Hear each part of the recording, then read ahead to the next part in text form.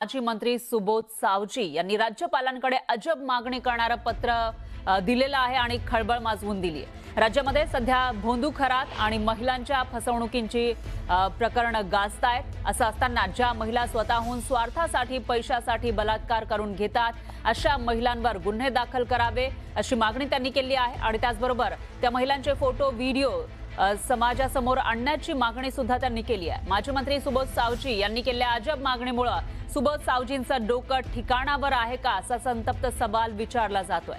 दरम्यान प्रसिद्धीत येण्यासाठी वाटेल ती विधानं करून सावजी चर्चेत राहण्याचा प्रयत्न करतायत असा आरोप त्यांच्यावर होतोय।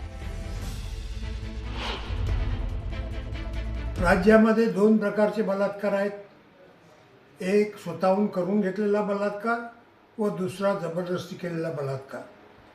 जबरदस्ती केलेल्या बलात्कारात ज्यांच्यावर बलात्कार झाला यांची नावे गुपित ठेवणे हे समाजासाठी खूप चांगले आहे, परंतु ज्यांनी स्वार्थासाठी, मग पैशाच्या स्वार्थासाठी, आपले शारीरिक सुख भोगवण्याच्या स्वार्थासाठी किंवा इतर आमिषासाठी स्वतःहून जर बलात्कार करून घेतला तर अशांची नावे, फोटो व असल्यास व्हिडिओ चित्रीकरण हे समाजासमोर आणून यांच्यावर पोलीस कारवाई करावी।